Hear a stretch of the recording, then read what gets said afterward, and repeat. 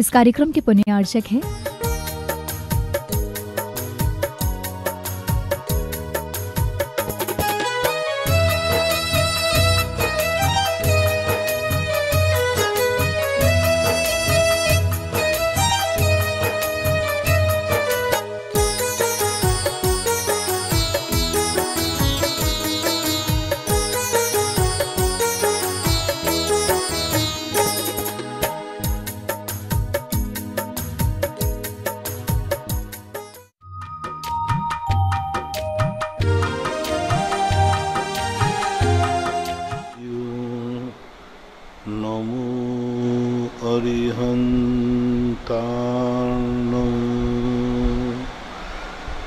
नमो सिद्धार्णो नमो आयर्याणो नमो वज्रायाणो नमो लोये सव्वशाहूणो। पंच परमेष्टि भगवान की जय। आचार्य श्री गुरुवर कुंद कुंद महाराज की जय। आचार्य श्री गुरुवर विद्यासागर महाराज की जय। परम पूजनीय निर्व्यापक श्रमण मुनि श्री सुधा सागर जी महाराज की। सभी श्रोतागण एवं जिज्ञासु वो सभी को नमोस्तु करें। दिनेश कुमार राठौर थड़ोत सिंगोली से पूछते हैं, नमोस्तु महाराज जी, एक आदमी वह होता है जो अपने स्वयं के गंदे कपड़े भी नहीं धोता और एक आदमी वह होता है जो दूसरों के गंदे कपड़े धोता है। तो महाराज जी इन दो पेट पालता है, तो इन दोनों में इतना अंतर कैसे हुआ? उसका सबसे बड़े अंतर ये हुआ कि उसने कभी मंदिर के कपड़े नहीं धोए होंगे, उसने अपने माँ बाप की सेवा नहीं की होगी, अपने से बड़े लोगों से अपनी सेवा कराई होगी, इस कारण से उसकी ऐसी दशा हो जाती है। क्योंकि कोई भी कर्म होता है, जिस क्वालिटी का तुम्हें दुख मिल रहा है वह दुख तुमने किसी को दिया है। तुमने अपने पूज्य पुरुषों से, अपने माननीय व्यक्तियों से सेवा कराई होगी, कपड़े धुलाए होंगे। इसलिए तो हम लोग कहते हैं आप लोगों से कि जब आपका शादी ब्याह हो जाए उसके बाद अपने कपड़े मम्मी पापा से नहीं धुलवाना चाहिए। मम्मी पापा के हाथ की, माँ के हाथ की रोटी बनी नहीं खाना चाहिए, माँ को बना के खिलाना चाहिए, माँ बाप के कपड़े धोना चाहिए। यही भूल करने से कर्म कहता है आज तू माँ बाप के कपड़े नहीं धो रहा है, मैं तेरी ऐसी दशा करूँगा कि तू दूसरों के कपड़े धोता फिरेगा। आज तू माँ बाप से अपने कपड़े धुलवा रहा है, इतना बड़ा हो गया, तेरे पास पत्नी आ गई, उसके बावजूद भी माँ कपड़े धोती रहे, माँ रोटी बनाती रहे, माँ घर में झाड़ू लगाती रहे, तो ये नकारात्मक ऊर्जा बनती है। और ये कर्म, जैसे मान लो बहू बैठी है, कोई बीमार नहीं है, स्वस्थ है, और सासू कमरे में पोंछा लगा रही है, सासू घर में झाड़ू लगा रही है और बहू बैठी है, उस समय बहू को ऐसा कर्म बंद होगा कि उसे दूसरे के घर में झाड़ू लगा करके रोटी मिलेगी। जैसे मान लीजिए बहू शांत बैठी है और माँ सासू रोटी बना रही है, तो उस समय ऐसा कर्म का बंद होता है। तुम मौज मस्ती करने बैठे हो और पिता बेचारा दुकान पे तुम्हारे लिए बैठ के कमा रहा है, खर्चा तुम्हें करना है, कमा पिता रहा है बड़े होने के बाद, तो उस समय ऐसे कर्म का बंद होता है। तो ये कर्म के बंद उस समय ऐसे बन जाते हैं। और जो जिनके लिए ऐसा सुविधाएं हैं उन्होंने कभी भी अपनी सेवाएं बड़ों से नहीं कराई, बड़ों की सेवाएं की हैं। मंदिरों में जाकर के अपने मंदिरों के कपड़े स्वयं ने धोए हैं, अपने कपड़े मंदिर में नहीं धुलवाए। तो ये सीधी सीधी बात है कि जिस क्वालिटी का दुख तुम्हें है वो दुख तुमने किसी को दिया है। इंजीनियर महेंद्र कुमार जैन झांसी से पूछते हैं, नमोस्तु महाराज जी, मनुष्यों की जनसंख्या बहुत तेजी से वृद्धि हो रही है। क्या जीव मनुष्य गति पाने के लिए बहुत पुण्य की आवश्यकता होती है? मनुष्यों की संख्या तेजी से बढ़ रही है विश्व के अंदर, तो देखो क्या होता है, एक कचड़ा बढ़ता है और एक अच्छे आदमी बढ़ते हैं। अच्छे आदमी नहीं बढ़ रहे, कचड़ा बढ़ रहा है, पापी बढ़ रहे, पुण्यात्मा कहाँ बढ़ रहे, मांसाहारी बढ़ रहे, शाकाहारी कहाँ बढ़ रहे। तो इन सब चीज़ों पे देखना पड़ता है कि मनुष्य गति मात्र, कभी कभी मनुष्य गति आदि ऊंचाइयां मिलती हैं हमारे किसी पाप कर्म को देने के लिए। कर्म कभी कभी तुम्हें ऊंचाई पर भेजता है नीचे गिराने के लिए। जैसे किसी पापी को दंड देना है तो अब उसको साइकिल से गिराएं कि हवाई जहाज से गिराएं? तो कर्म कहता है पहले इसको हवाई जहाज दिलाओ और फिर वहां से इसको गिराओ। तो ऐसे ही कर्म चलता रहता है। कई बार पापियों को पाप की सजा देने के लिए वो ऐसी गति में भेज देता है जहाँ और अधिक पाप करेगा तभी हम सजा दे पाएंगे। तो आज जो है मनुष्यों की संख्या बढ़ने से कोई फर्क नहीं पड़ता, पापियों की संख्या बढ़ रही है, व्यसनियों की संख्या बढ़ रही है, जो लोग अत्याचार कर रहे हैं, दुनिया भर के पापों में लिप्त हैं, उनकी संख्या बढ़ रही है, अच्छे लोगों की नहीं बढ़ रही है। ऐसा लगाना चाहिए। वैभव काला सूरज से पूछते हैं, नमोस्तु महाराज जी, आजकल हमारे समाज के घरों में ठंडी रोटी खाना पसंद कर रही हैं, जैसे खाकरे 2-2, 5-5 दिन, 10-10 दिन के, तो क्या यह जैन धर्म के अनुसार उचित है? ठंडी रोटी खाना अलग चीज है और बासी रोटी खाना अलग चीज है। बासी रोटी खाना जैन धर्म के अनुसार बिल्कुल भी गलत है। हमारे यहाँ तो रोटी की उम्र 6 घंटे से ज़्यादा है ही नहीं, फिर भी तुम लोग 9-10 बजे बनाते हो तो शाम तक ही खा सकते हो, उसके बाद खाते हो तो वो अमर्यादित है, सदोष है, मद कारक है, बीमारी कारक है, उन्माद पैदा करती है, बहुत गलत है। बिना घी की पराठा या पूड़ी इनकी 24 घंटे की मर्यादा होती है और जो रोटी है, खाकड़ा है, इन सब को माँ सुबह से शाम तक ही अधिकतम, रात व्यतीत करने के बाद वो अभक्ष्य है, खाने योग्य नहीं है। उसके दुष्परिणाम देखे जाएंगे। उसके दुष्परिणाम ये देखे जाएंगे, तुम्हारी बुद्धि समय पे काम नहीं करेगी, जिस समय काम करना चाहिए उस समय नहीं करेगी, ठस बुद्धि हो जाती है। जो बासी रोटी खाते हैं, बासी रोटी कदापि नहीं खाना चाहिए। अभक्ष्य भी है, सदोष भी है, नैतिकता के नाते भी गलत है, वास्तु के नाते भी गलत है, क्योंकि रात व्यतीत होने पर उसमें राक्षसी शक्तियों का प्रवेश हो जाता है, क्योंकि वो अपने आप में बिना घी तेल की वस्तु है। हाँ, यदि पराठा पूड़ी है तो 24 घंटे की उसकी मर्यादा होती है, क्योंकि उस पर स्निग्धता होने से बाहरिक प्रभाव जल्दी नहीं पड़ता, कम पड़ता। डॉक्टर मगन जैन आष्टा से पूछते हैं, नमोस्तु महाराज जी, मुनिराजों के उत्तर गुणों का क्या स्वरूप है? उत्तर गुणों का स्वरूप होता है जब वो अपनी साधना करते हैं, 28 मूल गुण के अलावा, जैसे उपवास आदि करना और भी रस परित्याग आदि करना, ध्यान करना, प्रतिमा योग धारण करना, बड़े बड़े ग्रंथों का स्वाध्याय करना, ये सब उत्तर गुणों के अंतर्गत आते हैं।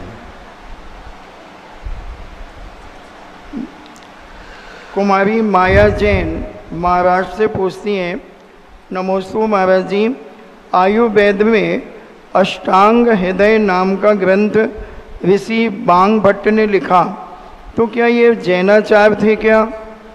कह नहीं सकते, अब इस संबंध में कई मतभेद, कई विचार हैं। उसकी विषय वस्तु पढ़ करके देखा जा सकता है कि क्योंकि जैनाचार्य लिखेंगे तो उसमें कहीं ना कहीं जैनत्व तो प्रदर्शित होगा ही होगा, किसी ना किसी रूप में होगा। उस विषय वस्तु को देख करके निर्णय किया जा सकता है। अर्पिता जैन थांदला से पूछती हैं, नमोस्तु गुरुदेव, कमट का जीव क्या भविष्य में मोक्ष जाएगा? जाएगा, सम्यक दर्शन तो प्राप्त कर ही लिया है उसने, मोक्ष जाएगा।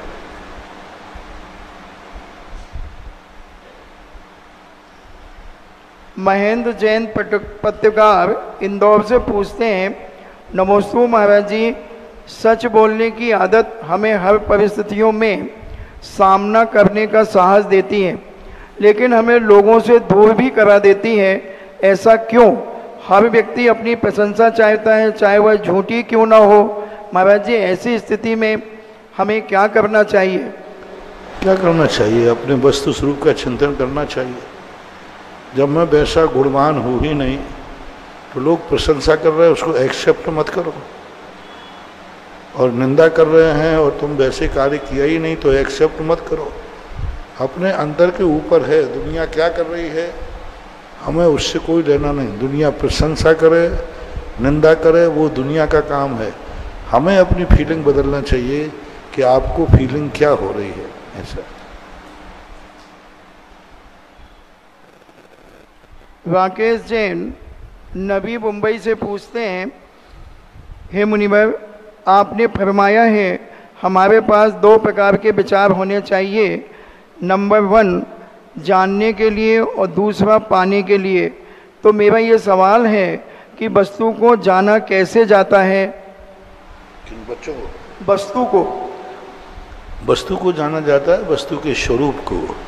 प्रत्येक वस्तु आर्थिक क्रिया युक्त होती है, तो हम वस्तु के द्रव्य गुण पर्यायों को जाने, उनकी अर्थ क्रिया जाने।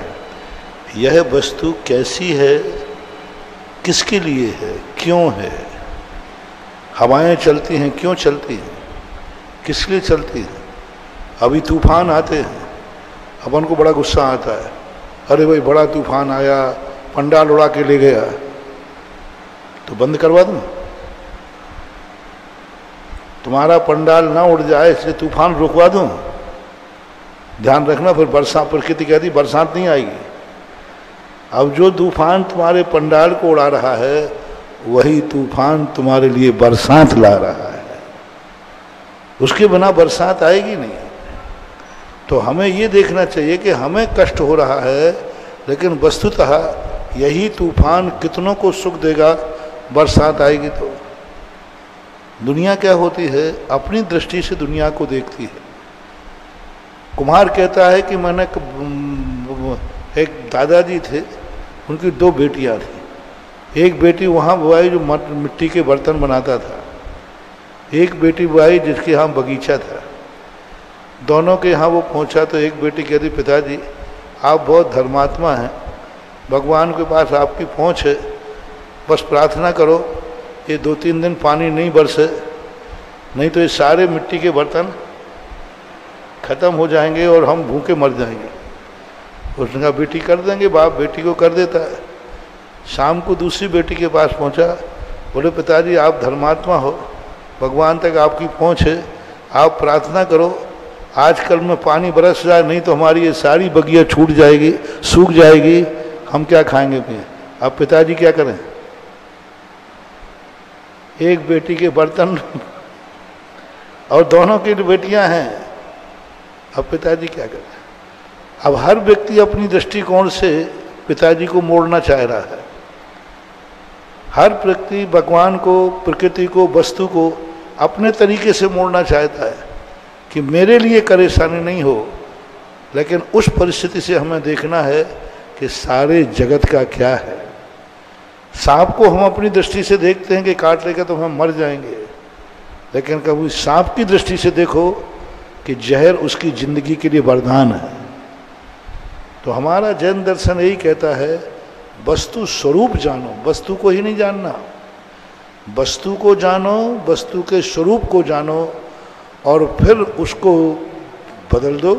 सांप की अपेक्षा से सांप का जहर ठीक है, लेकिन मुझे हानिकारक है, मुझे बचना चाहिए।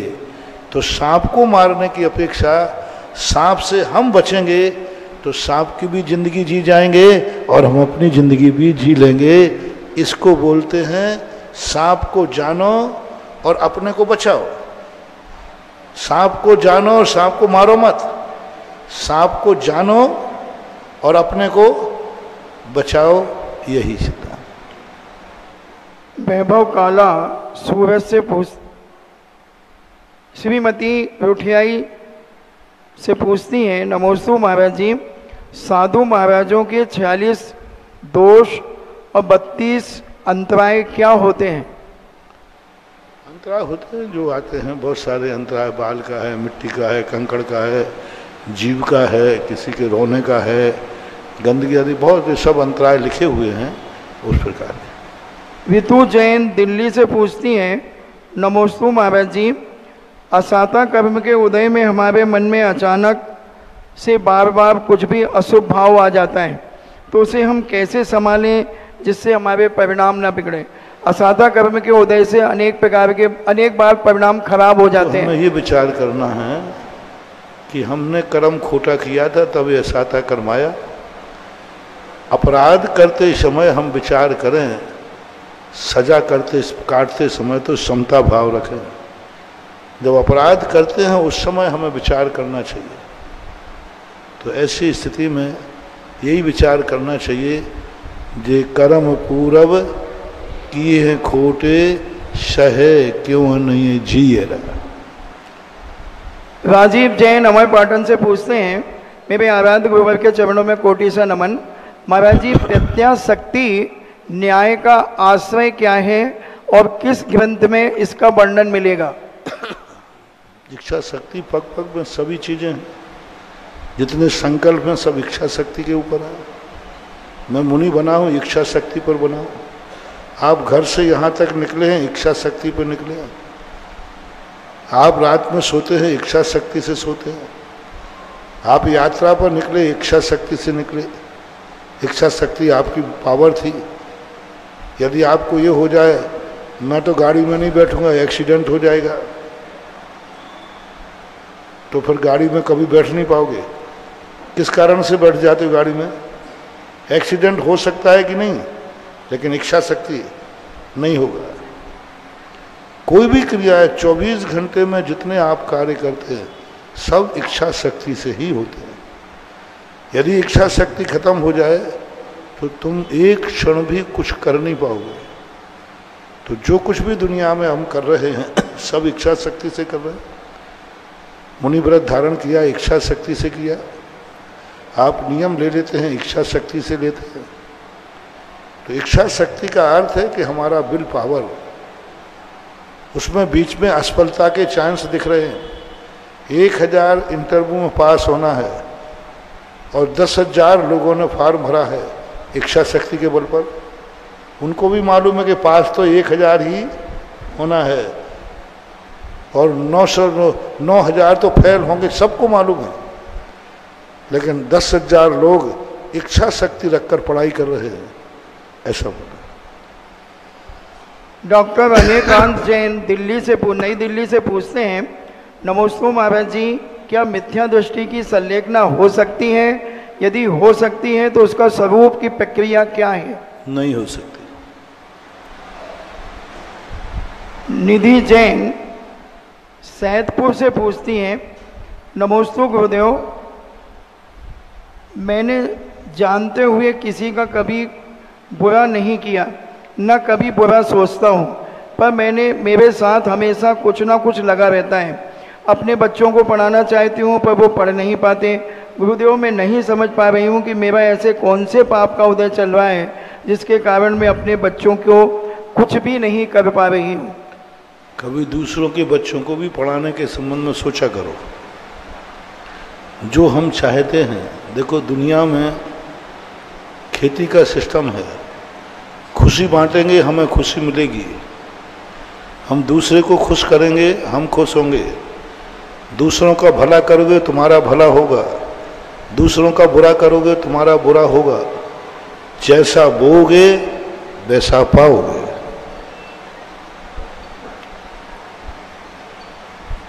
सीमा जैन टीकमगढ़ से पूछती हैं, नमोस्तु महाराज जी। हर नया कर्म करते समय मन में पहले शंका उत्पन्न होती है और उसके बाद में भय उत्पन्न होता है, तो ऐसा क्यों होता है? कोई भी नया काम करने के पहले एक शंका उत्पन्न होती है और फिर भय उत्पन्न होता है। अपराधी को हमेशा डर लगा रहता है, क्योंकि तुम्हें मालूम है कि हमारा पुण्य कमजोर है, हमने अच्छे काम किए ही नहीं हैं, तो मेरा अच्छा कैसे होगा, ये डर बना रहता है। पूज्यवर वीरसेन स्वामी महाराज ने मारणांतिक समुद्घात के संबंध में लिखा, जो जीव मरने लग जाता है, जिंदगी में कुछ अच्छे काम नहीं किए तो उसे घबराहट होती है, अब मैं मर के कहाँ जाऊँगा, मेरा क्या होगा, तो फिर आत्मा के प्रदेश मारणांतिक समुद्घात करते हैं। और जो लोग अच्छे काम करते हैं, मरते समय उनको विकल्प नहीं है, बोले मेरी तो सदगति पक्की है, क्योंकि मैंने कभी बुरा काम किया ही नहीं। रात के 12 बजे जिस दिन रिजल्ट खुलता है, रात के 12 बजे 2.5 रुपये का पेपर 50 रुपये में कौन लेता है? बोले जिस दिन रिजल्ट खुलता है उस दिन रात के 12 बजे प्रेस पर 2.5 रुपये का पेपर 50 रुपये में कौन लेता है?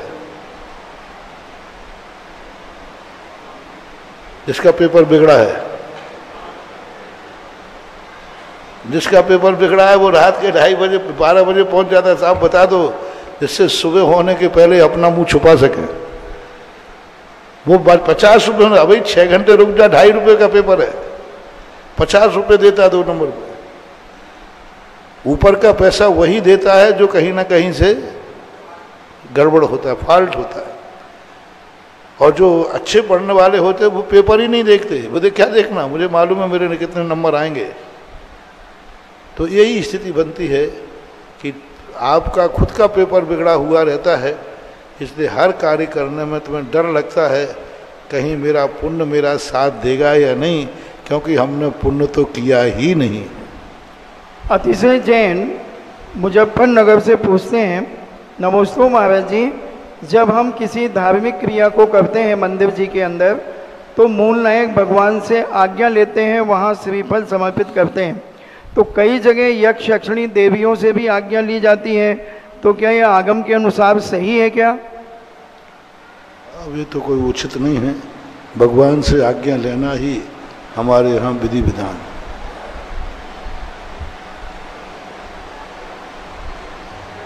पुनीत जैन सेक्टर 28 फरीदाबाद से पूछते हैं,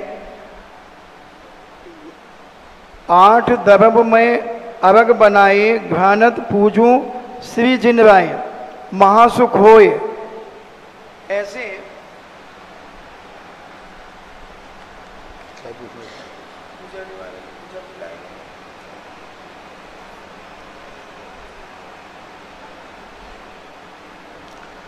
आठ द्रव्यमय अर्घ बनाया, इसी की 8 द्रव्य का अर्घ बनाया है। ध्यानत यानी जिन्होंने ये पूजा लिखी है उन कवि का नाम था ध्यानत राय। ध्यानत पूजो सृजन राय, मैं ध्यानत उन्होंने अपने लिए बनाई है। ध्यानत पूजो सृजन राय, सृजन राज के लिए ध्यानत राय पूजा करते हैं। महासुख होए देखे नाथ परम सुख होए, महासुख की प्राप्ति हो, देखे यानी आपके दर्शन से भी मुझे महासुख की प्राप्ति हुई है। अर्घ कियो निज हेत तुमको अर्पित हूँ, मैंने अर्घ चढ़ाया है, अपने हित के लिए रखाया है, तुमको अर्पित। ध्यानत की जो शिव खेत, ध्यानत राय कहते हैं प्रभु हमारा जो अर्घ चढ़ाया है यह शिव का खेत बने, यानी उसमें मोक्ष की फसल होता है। भूमि समर्पित हूँ, यानी मोक्ष मार्ग के लिए, मोक्ष के लिए हम अपना बीज अर्घ बोते हैं। ऐसा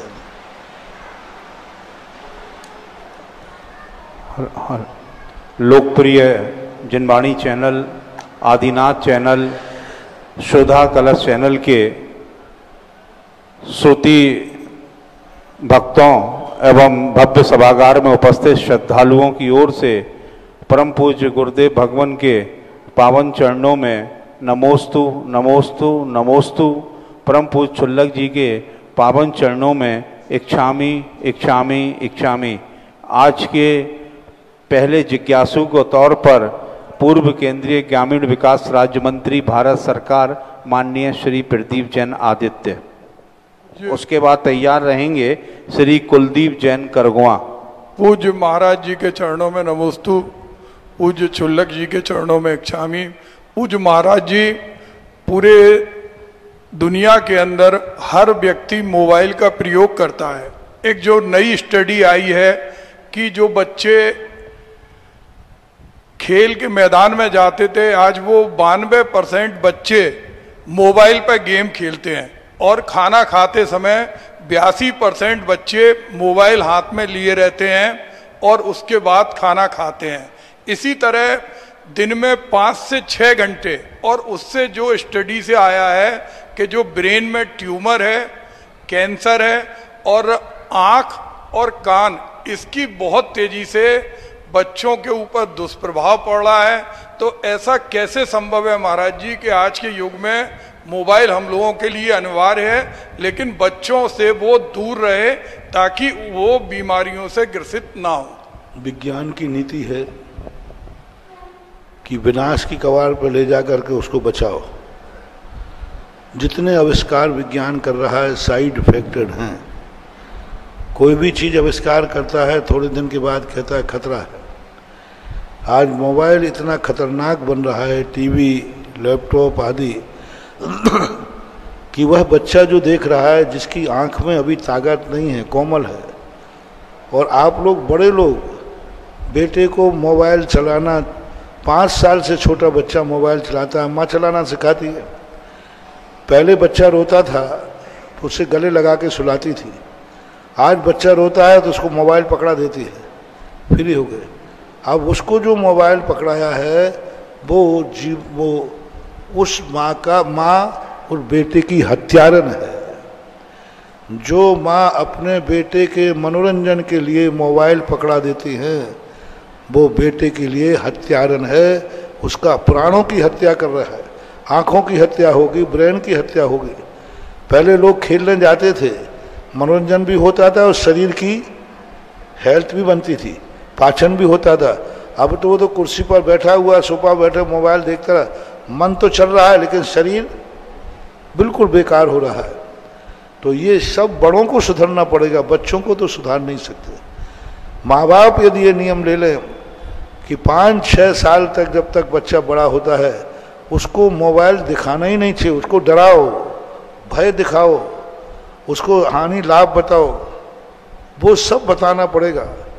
मारना भी पड़ेगा, डांटना भी पड़ेगा।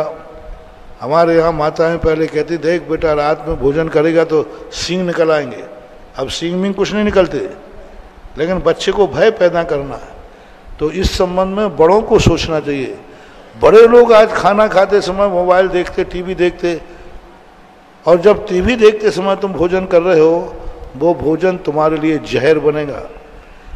हर व्यक्ति रिस्पेक्ट चाहता है। भोजन खाते समय आपका मन, आपकी आंखें, आपका मुख सब भोजन में होना चाहिए।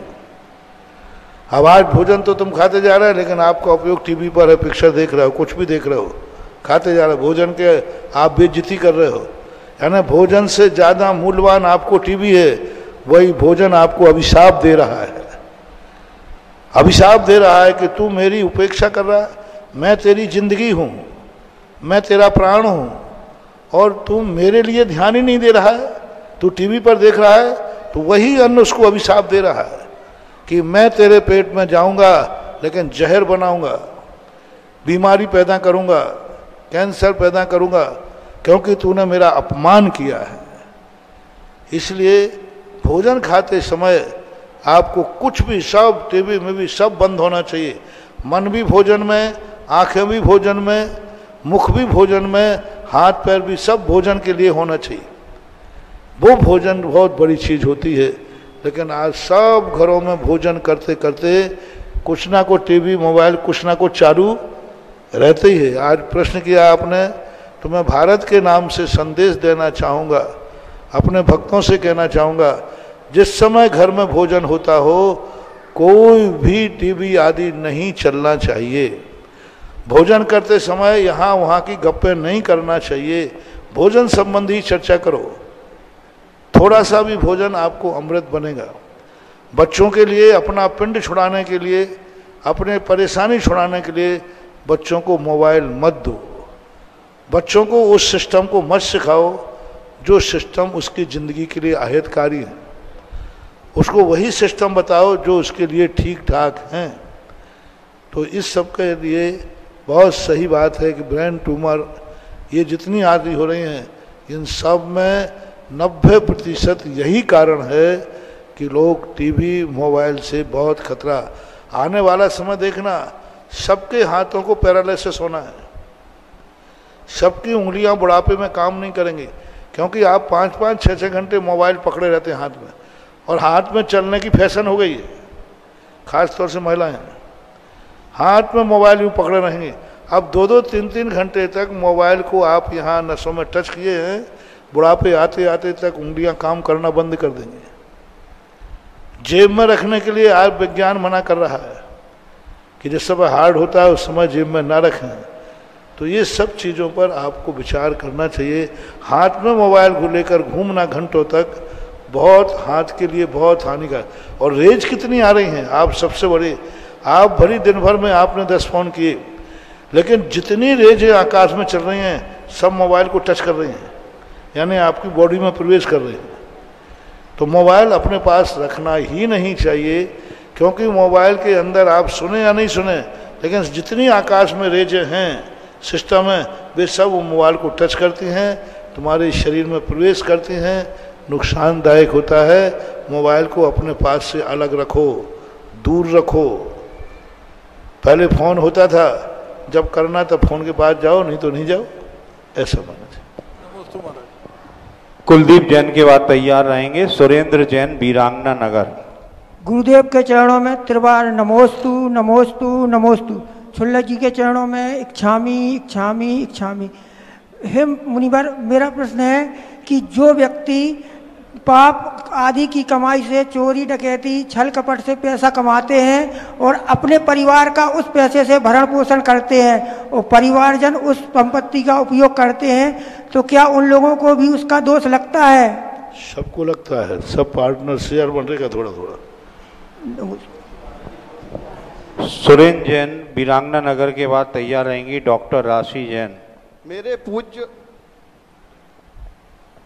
मेरे पूज्य श्री सुधा सागर जी महाराज के पावन चरणों में कोट सा नमोस्तु नमोस्तु।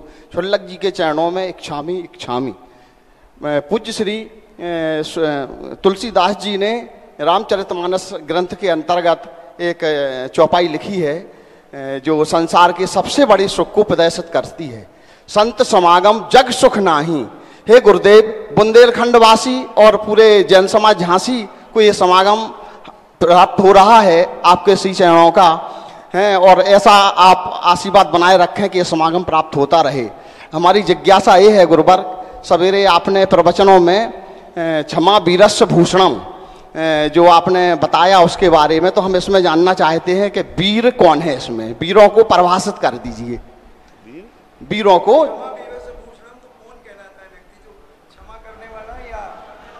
क्षमा करने वाला सबसे बड़ा वीर है।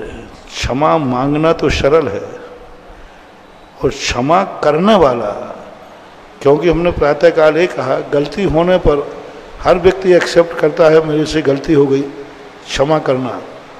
लेकिन जब किसी से क्षमा हो, वो क्षमा आप कर देवे, दुर्जन क्रूर कुमार के रथों पर क्षोभ नहीं मुझको आवे, दुष्टों के प्रति अपने क्षमा भाव आ जाए, इसी पर आज पूरा प्रवचन था।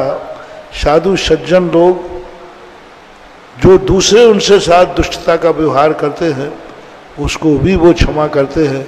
इसी को बोलते हैं क्षमा वीरस्य भूषण। डॉक्टर राशि जैन के बाद तैयार रहेंगे रविंद्र जैन, टाइटन। खड़े हो जाएं अपने स्थान पर। जगत पूज्य गुरुदेव के चरणों में नमोस्तु नमोस्तु नमोस्तु। छुल्लक जी को इच्छा में। गुरुदेव, आपने प्रवचन में कहा था भक्त की भक्ति में बहुत चमत्कार होता है। भक्त की भक्ति अगर सच्ची हो तो अतिशय घटित होते हैं। झांसी वाले भी आपके भक्त हैं गुरुदेव, पर हम अज्ञानी हैं। कृपा कर हमें भक्ति का मार्ग बताएं गुरुदेव कि भक्त की भक्ति कैसी होनी चाहिए, भक्त के क्या गुण होते हैं, ताकि हम झांसी वाले भी आपकी कृपा का पात्र बन सकें कई गुरुदेव। बार बता चुका हूँ, भक्ति यह है सबसे बड़ी, भगवान मेरे काम आ जाएं ये भक्ति नहीं है, भगवान के काम में आ जाऊं ये भक्ति है। हनुमान ने श्री राम से अपने संकट दूर नहीं कराए, सदा श्री राम के संकट दूर किए, यही भक्ति है। हम सदा कहते हैं बड़े लोग हमारे संकट में काम आवे, बड़े लोग हमारे लिए पुण्य में काम आवे, ये दुर्योधन की नीति थी। दुर्योधन सदा अपने से बड़ों को अपने काम में उपयोग करता था और हनुमान सदा बड़ों के काम करते थे। बड़ों से अपने काम कराना स्वार्थ है और बड़ों के काम करना यही भक्ति का स्वरूप है। श्री रविंद्र जैन टाइटन के बाद तैयार रहेंगी डॉक्टर ममता जैन। परम पूज्य मुनि श्री के चरणों में नमोस्तु, छुल्लक जी श्री के चरणों में एक छामी। महाराज जी, हमारी आज की जो प्रश्न है वो वर्तमान समय में को एजुकेशन द्वारा उत्पन्न स्थिति के समाधान के सफल प्रयास की ओर इंगित करता है। महाराज जी, जिस समय अंग्रेज़ों ने इस देश में को एजुकेशन का बीज छोड़ दिया और चले गए, हम आज उस बीज को प्रसाद समझकर ग्रहण कर रहे हैं। हमने उस पर ध्यान ही नहीं दिया। महाराज जी, इस समाज में, इस देश में एक संस्था है क्रिश्चियन ईसाई धर्म, उन्होंने इस पे बहुत गंभीरता से विचार कर आज से 68 वर्ष पूर्व, 68 ईयर्स पूर्व एक संस्था का निर्माण किया। अपने महान संत सेंट फ्रांसिस के नाम पर Saint Francis Convent High School की स्थापना की। महाराज जी, उस स्कूल में केवल और केवल कन्याओं को ही प्रवेश मिला है। आज भी 122 शाखाएं उस संस्थान की इस देश में कार्यरत हैं और सौभाग्य है कि उसमें से एक संस्था हमारी झांसी में भी कार्यरत है, सेंट फ्रांसिस स्कूल। उस स्कूल के अंदर महाराज जी, जिज्ञासा बताइए, आपकी जिज्ञासा ही कह रहा हूं मैं, ये मेरी जिज्ञासा ही है। उस स्कूल के अंदर एक भी टीचर पुरुष वर्ग नहीं है, यहाँ तक कि प्रशासन कार्यालय में एक पुरुष भी नहीं है, केवल 2-4 प्रौढ़ युवक जो है पुरुष ऊपरी काम के लिए रहते हैं। महाराज जी, उस स्कूल में ड्रेस कोड आज भी फुल सलवार, दुपट्टा, कुर्ता ही, इसके अलावा कुछ नहीं। 2.5 साल की बच्ची का क्या है एल के एजुकेशन में उसका एडमिशन होता है। महाराज जी, कहना हमारा ये है कि अगर हमने उस प्रकार के स्कूलों की स्थापना की तो जो आज समस्या है को एजुकेशन के द्वारा जो दुर्भावना पैदा हो रही है, इसका समाधान हो सकता है। हम उसका प्रमाण दे रहे हैं। 1 मिनट के लिए हम इस धर्म सभा में उपस्थित सभी परिवारों से निवेदन करते हैं कि जिनकी बच्ची आज अभी भी convent Saint Francis Convent School में पढ़ रही है, वो कृपया अपना हाथ खड़ा कर दें। जिन परिवारों की बच्ची पढ़ रही है, आप जिज्ञासा कीजिए सीधे सीधे। अब जिन परिवारों की बच्ची इस स्कूल में पढ़ने के बाद, सेंट फ्रांसिस कॉन्वेंट स्कूल में पढ़ने के बाद अपने परिवार का नाम रोशन कर चुकी है, वो लोग हाथ खड़ा कर दें। अरे ये पूरा लाइव दुनिया का टेलीकास्ट हो रहा है। महाराज जी, ओम शांति। चलिए अगले जिज्ञासु के तौर पर तैयार रहेंगी डॉक्टर ममता जैन, उसके बाद तैयार रहेंगी श्रीमती रचना जैन। आप उस स्कूल के सेल्समैन हैं कि व्यवस्थापक हैं? आप कहना क्या चाहते हैं? आप उस स्कूल का विज्ञापन कर रहे हैं कि कुछ बता रहे हैं? नहीं, हम सिर्फ ये कहना चाहते हैं कि अगर हमने इस प्रकार के स्कूलों की स्थापना की तो सिर्फ कन्याओं को, लड़कियों को ही शिक्षा देंगे। आपका भाव समझ गए। आप जितना बोल गए इतना जिज्ञासा में बोलने का अधिकार नहीं है और ये विज्ञापन भी नहीं। हाँ, आपका इतना ही है कि को एजुकेशन ख़त्म होना चाहिए और अलग मैं इस बार बहुत बार प्रवचन दे चुका हूँ। शायद आप पहली बार आए हैं सभा में या पहले। कम से कम हम 50-100 बार प्रवचन दे चुके और कम से कम 25-30 साल से प्रवचन दे रहे हैं। साल में कम से कम 4 से 5 बार साल भर में हम इस बात पर प्रवचन देते हैं और प्रयास कर भी रहे हैं, होना भी चाहिए। और इस प्रकार की स्थितियां हम बनाना शुरू किया है और कर रहे हैं। तो बाकायदा आपको ठीक कहना है कि कन्या महाविद्यालय अलग खुलना चाहिए। को एजुकेशन भी आप जिनकी बात कर रहे हैं उन्हीं लोगों ने को एजुकेशन चालू की है। अंग्रेजों ने ही को एजुकेशन चालू की थी, भली वो अपने कर रहे हैं अलग से क्योंकि हमारे भारत देश की नीति को देख करके, लेकिन वो को एजुकेशन भी चालू किन्होंने की? हमारे भारत के लोगों ने नहीं।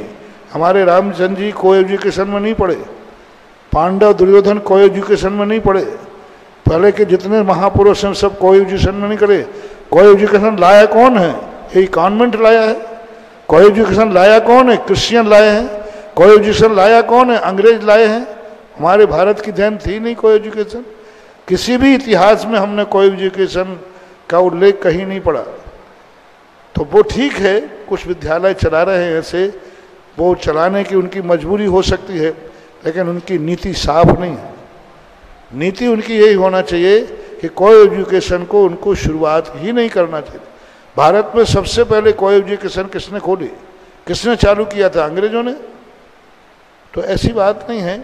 कोई व्यक्ति अच्छा कार्य इसलिए करता है, मैंने कहा ना कि एक बहुत बड़ा जमींदार था, उसने कहा महाराज जी मुझे मंदिर बनाना है। तो अपन सोचते हैं कि बड़े बड़ा धर्मात्मा है, मंदिर बना रहा है।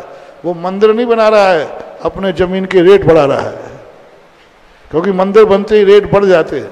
तो इस प्रकार के जो कार्य किए जा रहे हैं वो रेट बढ़ाने के कार्यक्रम की बात है।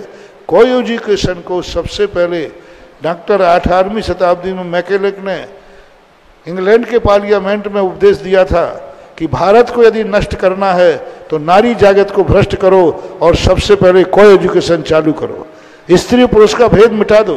ये 18वीं शताब्दी में मैकेलेक नाम ने अंग्रेजों के इंग्लैंड के पार्लियामेंट में लेक्चर दिया था। उसने 7-8 पॉइंट लगे थे, उसमें एक पॉइंट था कि भारत की नारी शक्ति पवित्र है और भारत की नारी शक्ति मातृशक्ति पवित्र है। इसको नष्ट करने का एक ही तरीका है कि स्त्री और पुरुष का भेद मिटा दो, और स्त्री पुरुष का भेद मिट जाएगा, इनके सारे धर्म, सारे वातावरण, सारा संयम, सारी मर्यादाएं खत्म हो जाएंगी। ये इतिहास आज भी सुरक्षित है, वो उनका बोला हुआ जो है। तो उस समय जो स्थितियां बोली गई हैं, तो उनकी नीतियां तो देखो क्या है कि भारत की सारी जन संस्कृति को नष्ट करने की थी। यदि कोई हमारा दुश्मन हमारी संस्कृति को नष्ट करने वाला कोई अच्छा कार्य कर रहा है तो ये मत समझना कि वो अच्छा कार्य कर रहा है। एक अच्छा करके 100 बुरे कार्य को उस आड़ में करता है।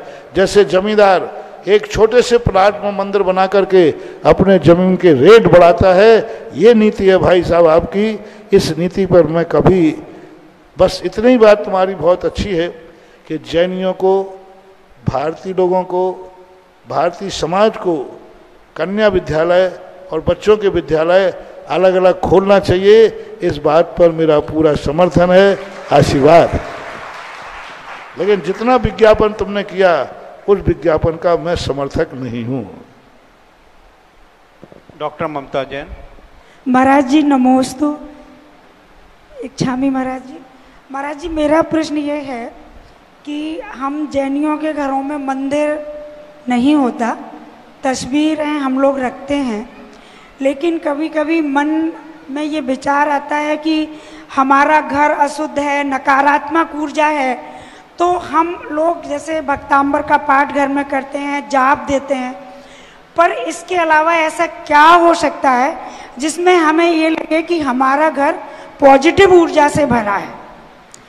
पॉजिटिव ऊर्जा सभी भावनाओं से नहीं भरती है, कुछ घर को पवित्र बनाना पड़ता है। हम यदि चाहें कि भक्तांबर पढ़ के अपना पेट भर लेंगे तो पेट नहीं भरना पड़ेगा, रोटी तो खाना ही पड़ेगी। भावना की सीमा होती है। घर को पॉजिटिव ऊर्जा करने के लिए घर का वातावरण बदलो, घर के अंदर रात्रि भोजन बंद कराओ, घर में अभक्ष सेवन बंद कराओ, घर में जूते चप्पल आपने पूरे घर में भेज दिए, आज हर व्यक्ति जूते चप्पल पहन के खा रहा है, हर रसोई में जूते चप्पल पहन गया है। अब कितनी भक्तांबर पढ़ो, उस घर में कभी सकारात्मक ऊर्जा हो ही नहीं सकती। जिस घर में सारे घर में जूते पहुंच गए हों, वहां पर सकारात्मक ऊर्जा पवित्र होती है, वो गंदे स्थान पर नहीं जाती है। गंदे जहां जूते उतरते हैं, जहां जूते पहने जाते हैं, वहां नकारात्मक ऊर्जा होती है। लेकिन आज तुम पूरे घरों में जूते चप्पल पहन के जा रहे हैं। आज भोजन में रसोइयों में महिलाएं चप्पलें पहन करके जाती हैं, तो वहां कहाँ सकारात्मक ऊर्जा? कितनी भक्तांबर पाठ कर लो, कुछ नहीं होने वाला। आज पूरा घर तुमने रसोई घर बना दिया है। पहले लोग जाके चौके में भोजन करते थे, आज तुम कहाँ कहाँ भोजन कर रहे हो? बेडरूम में चलेगा, चाय पानी, बैठक में जहां देखो वहीं खा रहे। थालक में एक लेता है, पूरे घर में चकड़दम होके खाता है। थाली में ले लेता थालक में और खाता जाता है, घूमता जाता है। कहाँ तक सकारात्मक ऊर्जा आएगी? 1000 भक्तांबर पाठ पढ़ लो। जिस घर में सारे घर में भोजनशाला है, सारे घर में जूते घूम रहे हैं, सारे घर की मर्यादा खत्म है, कोई दुनिया की शक्ति नहीं है उस घर को सकारात्मक करने के लिए। सकारात्मक करने के लिए हमें कुछ घर की मर्यादाएं शुद्धिकरण, जूते के स्थान पर जूते होना चाहिए, नहाने के स्थान पर नहाना होना चाहिए, भोजन के स्थान पर भोजन होना चाहिए, शयन के स्थान पर शयन होना चाहिए। हर चीज की एक व्यवस्था होती है, उससे घर की पॉजिटिव ऊर्जा होती है। महाराज जी एक निवेदन और था महाराज जी। हम लोग जो जैनियों के बच्चों को, जब हम लोग अपने बच्चे पाल रहे होते हैं, उनको संस्कारित कर रहे होते हैं, तो बचपन से बिल्कुल 3 साल 2 साल में वो नमोकार मंत्र का अच्छा उच्चारण करते हैं, पढ़ते हैं। तो भाग पहला, भाग दूसरा, भाग चौथा। लेकिन अभी केरला स्टोरी देखने के बाद जो क्वेश्चन आया, उसमें महाराज जी ऐसा अपना कौन सा ग्रंथ है जहां बच्चे हिंदी में, जो ग्रेजुएशन में चले गए, इंटर में है, जो अपने धर्म की महत्ता को समझ सकें? फॉर एग्जाम्पल महाराज जी, अगर हम आपसे ये निवेदन करें कि वैष्णव धर्म के बारे में हमारे बच्चे या हमारी समाज के बच्चे जैन धर्म से ज़्यादा जानते हैं, क्योंकि उनने महाभारत सीरियल देखा, क्योंकि उनने जय महादेव देखा, उनने तमाम सीरियल जो संस्कृति से जुड़े आए वो देखे। पर जैन धर्म की हमारे बच्चे हमसे पूछते हैं कि मम्मी ऐसी कोई किताब बताओ। समझ गया मैं, जैन धर्म की महत्ता को अच्छे से बता रहा हूँ। इसके लिए सबसे बड़ी चीज है बहुमत। आज जिस चीज का बहुमत होगा उसी को लोग ज्यादा जानेंगे। बहुमत वाली वस्तु अल्पमत पे ज्यादा प्रभावकारी हो जाती, एक बात। दूसरी बात, हमारे यहाँ भी ग्रंथों में है, जैसे श्रमण सुत्तम नाम का एक ग्रंथ है, वो इसी के लिए लिया गया था कि सारे जैन अजैन जैन दर्शन को समझ सकें। उसकी प्राकृत में है, संस्कृत में है, हिंदी में भी पद्यानुवाद उसका, इंग्लिश में भी कर दिया गया है। ऐसे विनोबा भावे की प्रेरणा से ये बना था। और अभी एक छोटी किताब जैन धर्म की मौलिक विशेषताएं करके डॉक्टर रमेश चंद जी ने निकाली है। तो बहुत साहित्य निकलता रहा है समय समय पर। आचार्यों ने तो इसलिए नहीं लिखा अलग से, क्योंकि आचार्य उसी बात को लिख सकते हैं हम जो सत्य है, चाहे वो दूसरे को अच्छी लगे या बुरी लगे, लेकिन फिर भी ग्रंथ निकाले गए हैं, निकल रहे। रचना जैन के बाद तैयार रहेंगी श्रीमती शुभी सौरभ जैन। महाराज जी के चरणों में नमोस्तु नमोस्तु नमोस्तु। शुल्लक जी के चरणों में इच्छामी इच्छामी इच्छामी। महाराज जी, मेरी जिज्ञासा है, जैन धर्म में मोक्ष मार्ग का मार्ग प्रशस्त करने के लिए स्त्रीलिंग का कोई वो नहीं है, तो हम अपना स्त्रीलिंग का भेदन कैसे करें कि अगले भव में हमें मोक्ष मार्ग जाने के लिए हमारा रास्ता प्रशस्त हो सके?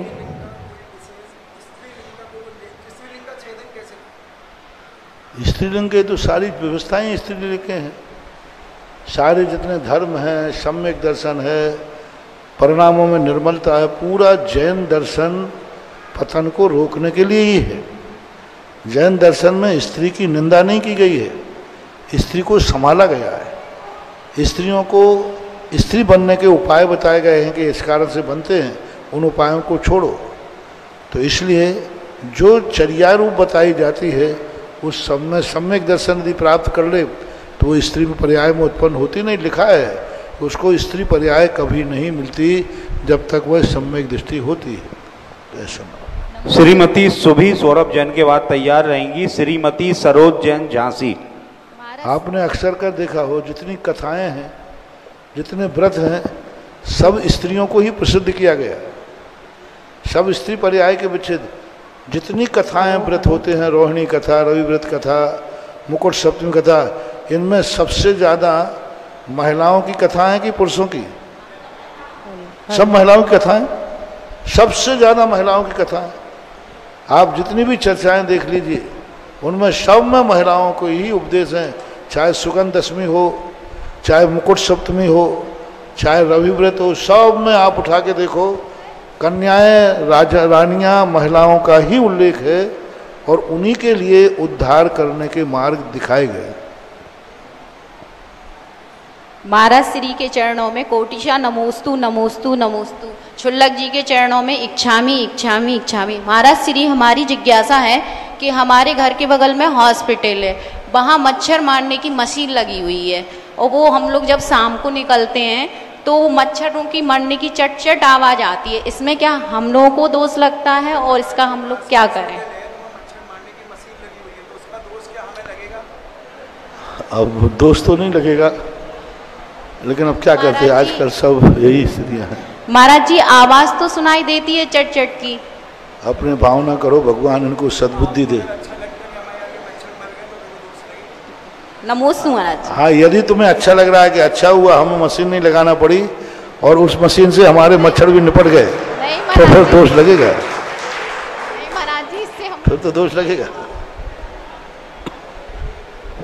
श्रीमती सरोज जैन के बाद तैयार रहेंगी श्रीमती सुधा सराफ। जगत पूज्य गुरुदेव निर्व्यापक श्रमण मुनि पुंगव श्री सुधा सागर जी महाराज के चरणों में नमोस्तु नमोस्तु नमोस्तु, क्षुल्लक जी के चरणों में इक्षामी इक्षामी इक्षामी। हे भगवान, मेरा ये प्रश्न है कि यदि हमारा पुरुषार्थ इतना तीव्र नहीं है कि हम 12 व्रतों को धारण कर सकें, तो क्या केवल अणुव्रत धारण कर सकते हैं? पर गुणस्थान नहीं बढ़ेगा, लेकिन अणुव्रत सामान्य रूप से लेते हैं तो अच्छा है। उसी चौथे गुणस्थान में डिक्टेंशन माना जाएगा, अच्छा माना जाएगा, लेकिन गुणस्थान परिवर्तन तो 12 व्रतों से ही होता है। फिर भी अणुव्रत लेते हैं तो ले लेना चाहिए। नमोस्तु गुरुदेव। श्रीमती सुधा सराफ के बाद तैयार रहेंगी वर्षा जैन रानीपुर। महाराज श्री के चरणों में कोटिशा नमोस्तु, क्षुल्लक जी के चरणों में इच्छामी। महाराज जी, मेरी जिज्ञासा है कि संसार क्या है? संसार की परिभाषा आप हमें समझाइए। वो कहते हैं संसार असार है, तो इस असार संसार में सारभूत क्या है? संसार वह है जहाँ छल कपट माया चार पाप सब होते। पूज्यवर शुभचंद महाराज ने संसार की परिभाषा लिखी, क्या माने नाम संसार है। किसी व्यक्ति ने पूछा संसार किसका नाम है? क्या माने नाम संसार है, जंतु व्रज विटम्ब के यत्र प्राणी नृपोभूता भिष्टा मध्य कृमि भवेद। संसार वो है, तो एक भव में व्यक्ति राजा बनता है और वही व्यक्ति मर करके भिष्टा का कीड़ा हो जाता है। वही व्यक्ति रावण 3 खंड का अधिपति बनता है और एक पर्याय के बाद मरकर नरकों में चला जाता है। तो ये संसार की विचित्रता है, जहाँ पाप पुण्य आदि सब ऐसे खिचड़ी है, जहाँ दुनिया के सब अहित होते हैं, उसी का नाम संसार है। और इसके बचने के एक ही उपाय है कि संसार के कार्यों से अपने आप को जितना निर्वृत्त कर सकें, उतना निर्वृत्ति मार्ग अपनाने से संसार का अभाव होता है। श्रीमती वर्षा जैन के बाद तैयार रहेंगी श्रीमती अंशु जैन आगरा। महाराज जी के चरणों में त्रिबार नमोस्तु नमोस्तु नमोस्तु, क्षुल्लक जी के चरणों में त्रिबार इच्छामी इच्छामी इच्छामी नमोस्तु। महाराज जी मेरी जिज्ञासा है कि जैन समाज में जनसंख्या घटती जा रही है, तो इसको बढ़ाने के लिए जैन समाज के लोगों को क्या प्रयास करना चाहिए जिससे जनसंख्या बढ़े और जिन धर्म की प्रभाव ना हो?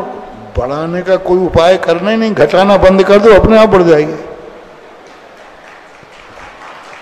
देखो, 2 ही तरीके हमारे यहाँ हैं कि परिवार नियोजन जो रोकने का कारण है, वह परिवार नियोजन का त्याग करो, फिर जनसंख्या तुम्हें घटाने की और बढ़ाने की जरूरत नहीं, वो तो अपने आप ही कुदरत की देन है, कुदरत अपने आप संभालती है। यही तो सबसे बड़ा हो रहा है, व्यक्ति पाप तो करना चाह रहा है लेकिन पाप के फल से भाग रहा है। यदि आप लोग संसार करते हो तो कुदरत से आता है तो आने दो। जब तक आप लोगों के सोच नहीं बदलेंगे कि एक जैनी के यहाँ, अरे मांसाहारी व्यक्ति कहता है कि बढ़ने दो, कितने बढ़ेंगे, शाकाहारी व्यक्ति परिवार नियोजन करा रहा है और मांसाहारी व्यक्ति कुदरत की देन मान रहा है, तो एक दिन मांसाहारियों से विश्व भर जाएगा, शाकाहारी खत्म हो जाएगा। तो अब इसके लिए तो इन तुम्हारे लोगों के मानसिकता बदलना पड़ेगी। ये तुम लोगों का मामला है। हम लोग तो उपदेश और प्रवचन यही देते हैं कि परिवार नियोजन मत कराओ और गर्भपात मत कराओ। उसे जो कुदरत से आ रहा है उसे कुदरत में आने दो, वो अपनी जिंदगी जिएगा। श्रीमती अंशु जैन के बाद तैयार रहेंगी श्रीमती मेघा जैन झांसी। मेरे गुरुदेव के चरणों में मेरा और समस्त छिपीटोला सैन समाज आगरा का कोटिशः नमन।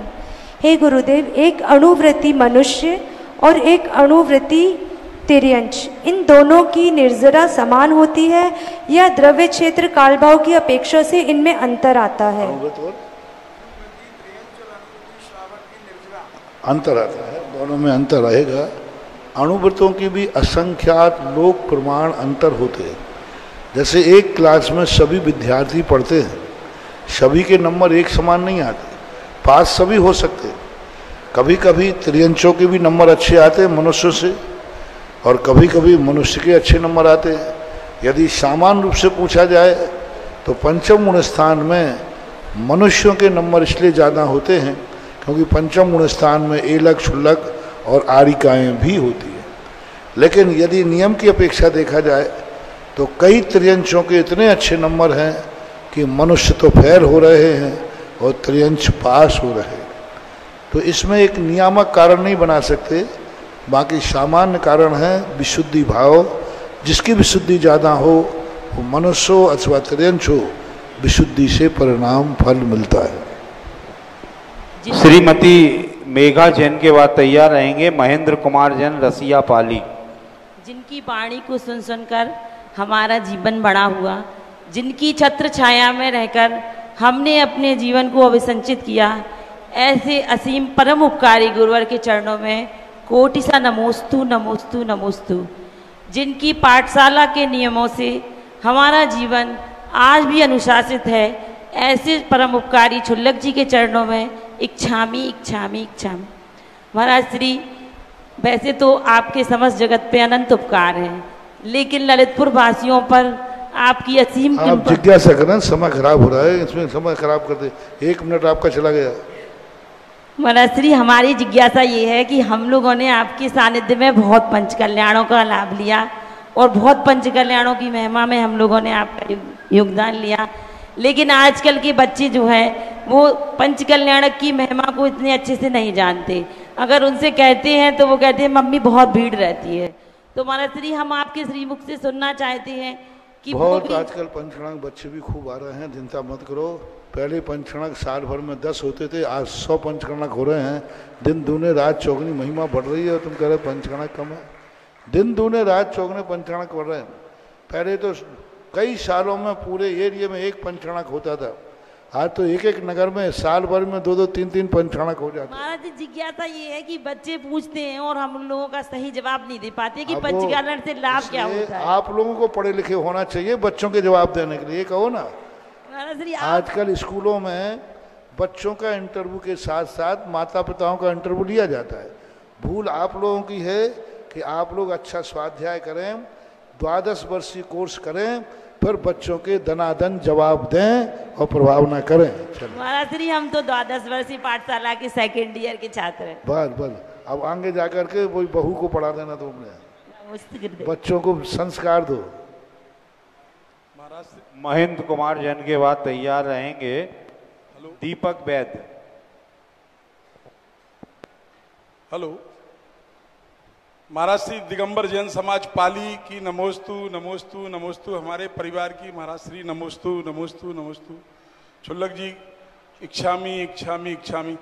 महाराज श्री पूरा बुंदेलखंड और पूरा उत्तर भारत ये बात जानता है कि इस दरबार में जो भी अभी तक आया है, जिसने भी जो बात अपनी रखी है, मन की भावना पूरी हुई है। हमारी दिगंबर जैन समाज पाली और हम लोगों की इच्छा है कि महाराज श्री का चतुर्मास पाली में हो। नमोस्तु महाराज जी नमोस्तु। क्वेश्चन ये कर रहे हैं, तो हमारी जिज्ञासा है कि रावण विद्या, ये जिज्ञासा सारे भारत की है। हमारी जिज्ञासा है कि रावण विद्याधर था पर रामचंद्र जी नहीं थे, तो क्या रामचंद्र जी विद्याधर नहीं बन सकते थे? विद्याधर कौन बन सकता है? विद्याधरों के शरीर कौन सा होता है? औदायिक शरीर या विक्रिया वाला शरीर होता है? और जो विद्याधर लोग जो बनते हैं, पूर्व भाव से पुण्य लेकर आते हैं, वो विद्याधर बनते हैं। दूसरी बात है, उनका वैक्रियक शरीर नहीं होता, औदारिक ही होता है। तीसरी बात है, 63 साल का पुरुषों में रामचंद्र जी भी थे और वो भी थे, तो रामचंद्र जी ने विद्याधर का रूप नहीं लिया, उस प्रकार के पुण्य की, उस प्रकार की क्रियाएं नहीं की, इसलिए नहीं हुए। बाकी बनने में कोई बाधा नहीं थी, बन सकते हैं। तो ये तो अपने अपने पूर्व में किए हुए पुण्य का है। एक बेटा कलेक्टर बन गया, एक डॉक्टर बन गया, तो आप पूछो साहब कि डॉक्टर वाला कलेक्टर क्यों नहीं बना, कलेक्टर वाला डॉक्टर क्यों नहीं बना? ये तो अपने अपने परिणाम और रुचि के ऊपर आधारित है उसका। दीपक वैद के बाद हाँ बन जाते हैं। यदि जैसे सीता का भाई था भामंडल, वो विद्याधरों के साथ गोद में चला गया, वहाँ जाकर के फिर उसने विद्याएं सीख ली।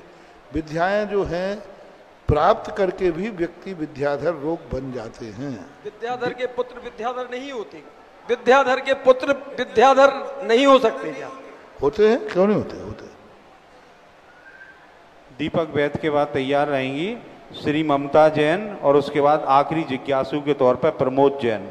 परम महामुनिराज के पावन चरणों में कोटिशा नमोस्तु नमोस्तु, छुल्लक जी के चरणों में इच्छामी इच्छामी इच्छामी। हे गुरुवर, मेरी एक जिज्ञासा है, काफ़ी दिन से मैं सोच रहा हूँ कि आपसे पूछूं, निर्यापक पुंगव में क्या अर्थ है? बस यही हमें पता नहीं है, बाकी सब पता है। श्रीमती ममता जैन शीघ्रता करें, उसके बाद श्री प्रमोद जैन वैरायटी तैयार रहें। माइक दीजिए उनको।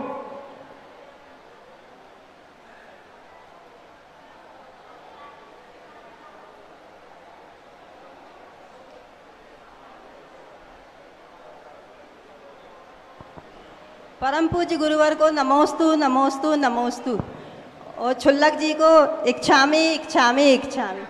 महाराज जी, मेरी जिज्ञासा ये है कि जो मध्यम परिवार के होते हैं और बोली नहीं ले पाते बड़ी बड़ी, लेकिन अनुमोदना करते हैं बोली लेने की, तो उनको कितना परसेंटेज अनुमोदना का फल मिलता है? अनुमोदना के ऊपर जितनी क्वालिटी में वो अनुमोदना कर रहा है उतना फल मिलेगा उनको। अनुमोदना का फल अनुमोदना के बराबर मिलेगा। जो कर रहा है उसको करने का और अनुमोदना का फल मिलेगा। तो उसको कम से कम यदि अनुमोदना की है तो अनुमोदना का एक भाग तो उसे मिलता ही है। नमोस्तु। जगत पूज्य गुरुदेव के चरणों में वैरायटी परिवार की ओर से कोटिशा नमोस्तु। पूज्य छुल्लक जी के चरणों में इच्छामी। महाराज श्री, आपके आशीर्वाद से जो एक चमत्कार मेरी माँ के साथ घटित हुआ, मैं उसका वर्णन सिर्फ 1 मिनट। पूज्य गुरुदेव के आशीष से मेरी माँ आज पूर्ण रूप से स्वस्थ है। मैं सदैव गुरुदेव के चरणों में अपना सर मस्तक झुकाता रहूंगा कि आपने अनेकों ऐसे चमत्कार किए हैं। उसी चमत्कार में मेरी माँ पूर्ण रूप से, जिन्हें हार्ट अटैक हुआ था, स्वस्थ है। मेरी जिज्ञासा मेरी बहन उषा जैन लखनऊ की है कि व्यक्ति को लंबी आयु किस पुण्य उदय से मिलती है और किस कर्म के उदय से उन्हें दुख इस लंबी आयु में उठाने पड़ते हैं? कृपया मेरी जिज्ञासा का समाधान। चमत्कार की जहाँ तक बात है, मैं कभी चमत्कार करता नहीं हूँ। चमत्कार हमारे द्वारा होते। चमत्कार करना अच्छी चीज नहीं है और चमत्कार होना अच्छी चीज़ है। तो चमत्कार तो होना चाहिए, अपने आप चमत्कार होते हैं, वही वास्तविक चमत्कार कहलाते हैं। लंबी आयु वाला व्यक्ति पूर्व भाव में जब आयु बंद करता है, उस समय यदि व्यक्ति जियो और जीने दो का नारा लगाता है कि मैं किसी जीव को नहीं मरने दूंगा, मैं किसी जीव को मारने नहीं दूंगा, जैसे कोई व्यक्ति मर रहा है, तुमने उसको बचाने का भाव कर लिया, उसकी दवाई करा दी, उसको जिंदा रखने के लिए मौका दिया, ऐसे परिणामों से हमारी लंबी आयु का बंद होता है। हमारा से 90% ब्लॉकेज था और डॉक्टर भी आश्चर्यचकित थे। चलिए नमस्ते महाराज। अब हम सब लोग उन बहुप्रतीक्षित क्षणों की ओर चलते हैं जहां पर हमें परम पूज्य गुरुदेव भगवान की मंगल आरती का बहु सौभाग्य प्राप्त होगा। अन्नू भैया जी, चलिए, वो कौन सा सौभाग्यशाली परिवार होगा जो परम पूज्य गुरुदेव भगवान की आरती का सौभाग्य प्राप्त करेगा। आज के पुण्यार्जक परिवार आगरा वाले अगर कहीं हो तो कृपया खड़े हो जाएं। चलिए, कौन?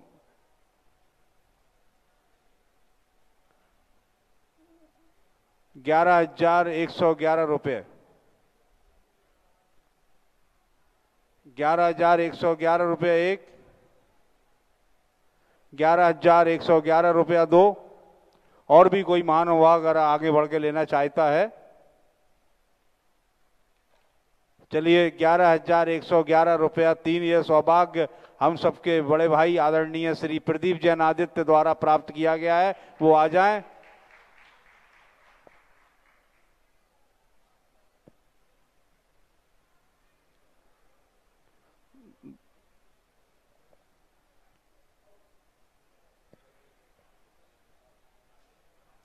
चलिए आरती ले लें।